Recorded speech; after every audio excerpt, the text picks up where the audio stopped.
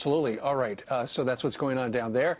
2 minutes after the top of the hour, let's bring in Donald Trump. He's running for president of the United States. He's got a debate in a couple of nights, but he joins us live from somewhere in his empire. Good morning to you, Mr. Trump. Good morning. Good morning. Good morning. So as you look at what's happened overnight and happened the night before down in Charlotte, what are your thoughts?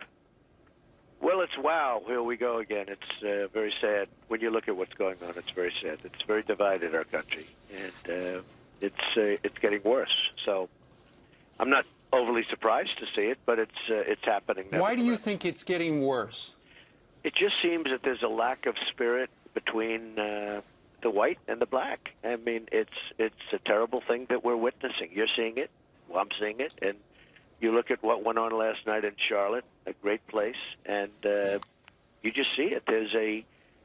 There's somewhat, and I see it even going out. There's such a lack of spirit. There's a lack of something. Something's going on that's bad, and what's going on between police and others is getting worse. Mr. Trump, what would the message be of a President Trump to these rioters, to the anti-police protesters?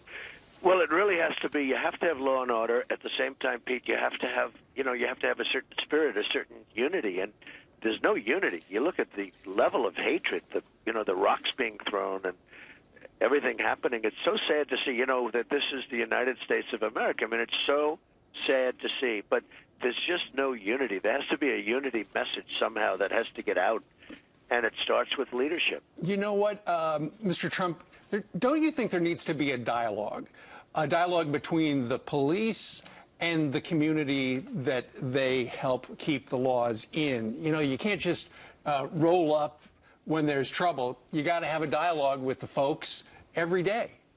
Well, that's true, but if you look at Dallas, there was a dialogue. They prided themselves on dialogue, and they were constantly talking and meeting and having community groups, and that was a pretty rough situation, to put it mildly, a terrible, terrible situation. And so that sounds good, it sounds right, but there's something deeper than that. I was glad to know that you had a dialogue with hundreds of African-American community leaders. You had that yesterday. It was supposed to air last night, and then for Hannity for the town hall. Hannity didn't end up airing that because he was live on his show for 2 hours last night, so it's going to air tonight. We're all looking forward to seeing that. But what was that dialogue like? Because it's important for, it's easy for us to say what we need to do as white individuals. We're sitting on this couch. But what does the black community want from the white community? How can we work together as a country? Well, we went to Cleveland, and it was really beautiful. Pastor Darrell Scott, who's a great guy, and his church. And we had a tremendous group of people there. It was amazing. And that's right. It's going to be, I guess, on Hannity tonight. It was going to be last night, yes, but sir. Unfortunately, this preempted it. But we had an amazing couple of hours that we spent.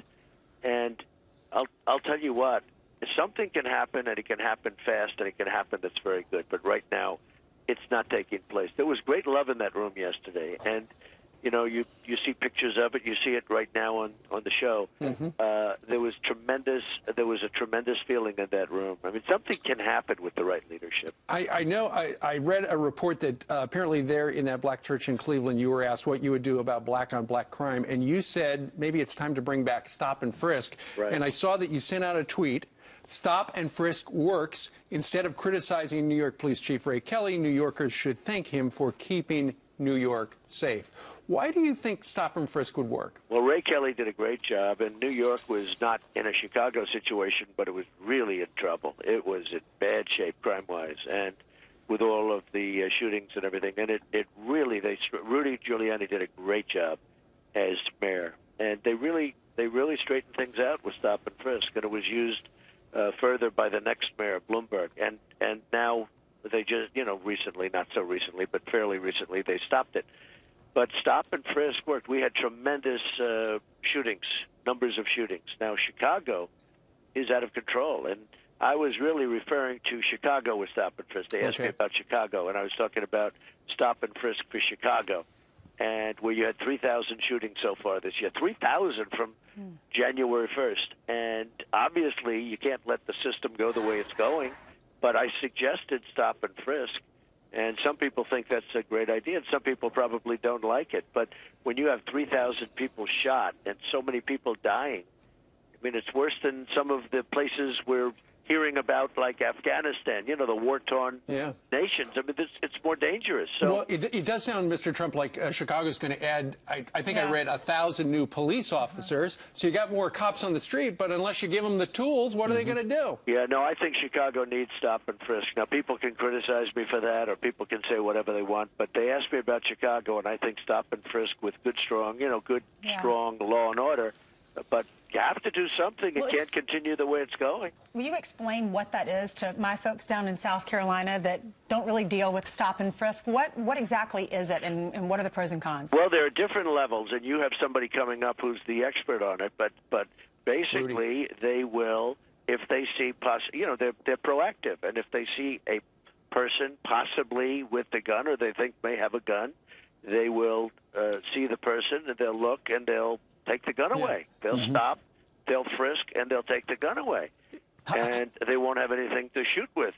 I mean, how it's not being used in Chicago is, to be honest with you, it's quite unbelievable. And you know, the police, the local police, they know who has a gun, who shouldn't be having a gun. They understand that. Sure. Stop and frisk for the most part is where you give cops more power to quiz passersby if there is reasonable suspicion. That's right, absolutely. And in New York, it took them. I mean, the numbers were unbelievably changed. I don't mean just a little bit. It was, massively changed, and it became a safe city. It went from an unsafe city to a safe city. That's right. Well, Mr. Trump, moving to politics a little bit, yesterday you must have been pleased to see a set of 3 new Fox News polls coming out of the battleground states of Nevada, North Carolina, and Ohio. We're going to put those numbers up on the screen for our viewers.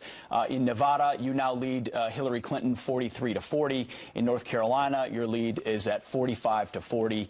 And in Ohio, a key battleground state, holding at 42-37. Your reaction to what appears to be a very strong surge in these very important states? Well, it's great. I mean, I feel really good about that. I just saw that last night, and I'm spending a lot of time in North Carolina, Ohio, and Nevada, and Florida, different places. We're doing well in Florida also, and really, really good. I think we're going to do well in New Hampshire. I think that's going to be really good. I was up there a lot, and we seem to, really resonate in New Hampshire. It's a great place, and so I think we're doing very well. Yeah. Mr. Trump, coming up on Monday night on all the channels will be the first presidential debate. I know in the media they've been talking about whether or not the moderator, in this case Lester Holt, should he be a moderator and just ask questions, or should he be a fact checker where he asks a question and then if somebody says something that he thinks is wrong, then he's going to interrupt and try to correct the record. What would you like to see, a moderator or a fact checker? Well, I think he has to be a moderator. I mean, you're debating somebody, and if she makes a mistake or if I make a mistake, we'll take each other on. But I certainly don't think you want Candy Crowley again. That was she was wrong. Well, and she turned out to be wrong. I really don't think you want that. That was a very pivotal moment in that debate, and it really threw the debate off, and it was unfair. So I don't think you want that. No, I think you have to have somebody that's just lets him argue it out. And, I think there's a lot of pressure on Lester. I think Lester's a very good person, a very good man. I think that there's a lot of pressure on him because of Matt Lauer. When I had the town hall, I guess you'd call it, or the forum last week with Hillary, it was, I did well, and I had tough questions, but the polls all had hers taking a drubbing in that one. Now, I will say they went after Matt Lauer. I've never seen anything like it, and I think my questions were harder than her questions, if you want to know the truth. And a lot of pressure is being put on Lester Holt, and it's Bobby Knight type pressure with the refs. Okay, Bobby Knight would go after the refs, and that's what they're doing with Lester Holt, which is, I think, very, very unfair. And a lot of people are watching to see whether or not he succumbs to that pressure. Yeah. There are 2 presidential debates. It's Chris Wallace and Lester Holt, right? Those are the last 2. 3 in all. The third one is the vice presidential. 4. Oh. So we have 3 debates. We have 3 debates. Chris is doing the last debate. Right. Who's doing the one in the middle? Anderson Cooper, and you have Martha Raddatz. There you go. All right, so we got plenty coming up. Mr. Trump's going to stick around through this commercial break, and he's actually going to answer any questions you've got about the debate ahead of Monday's showdown. You can email us, friends@foxnews.com, or tweet us, or go to our Facebook page. Please do. And then more proof terror may be slipping through because of our current refugee policy. This morning, Texas, you can always count on Texas, is fighting back. Got a ways to go. But well, on Monday night, Lester Holt gets to ask the questions of the presidential candidates. This morning, it's your turn. You get to ask Donald Trump some questions. Hard to believe we are 4 days away from that debate. Paul on Twitter, Mr. Trump, wants to know, how do you plan to stay cool when Hillary personally attacks you in the debate? Well, they've already spent like hundreds of millions of dollars attacking me, and I guess Madison Avenue said go after temperament, and I've always felt temperament was a good asset for me, maybe my best asset in many ways, and we know how to win, and the country has to win.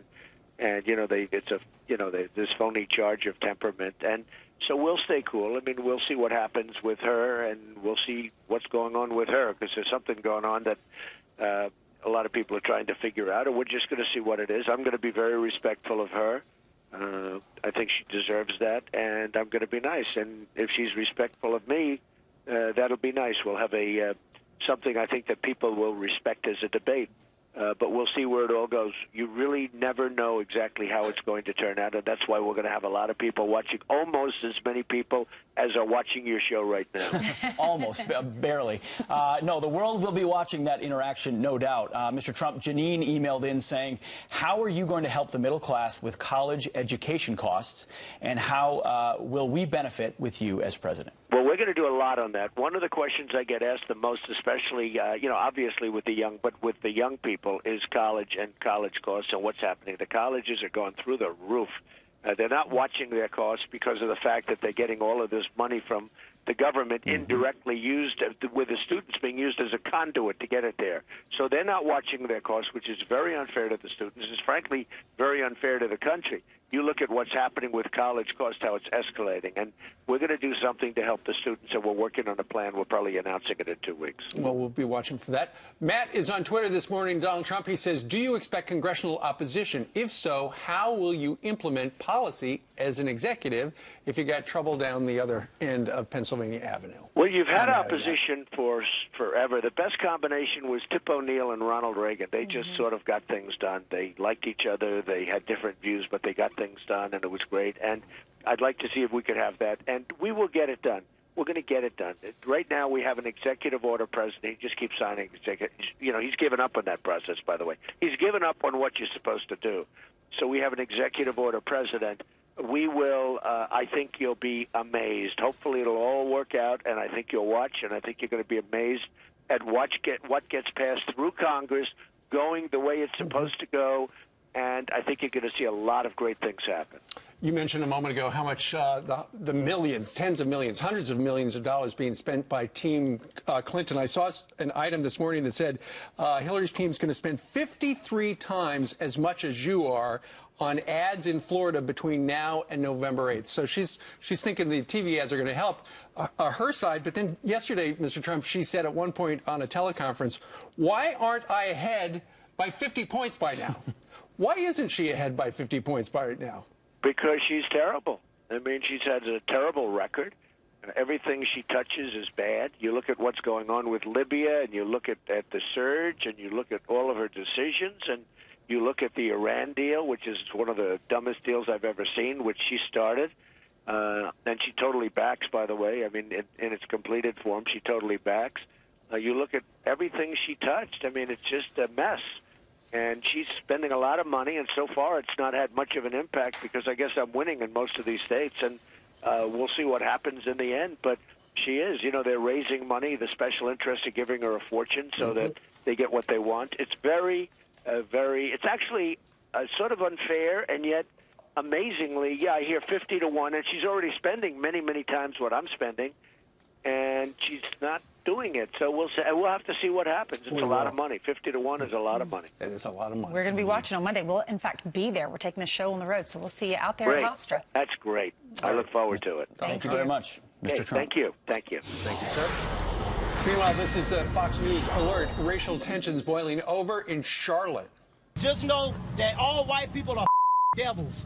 And make sure you air that one. Air that. Don't take that All one out. white cops are devils and white people.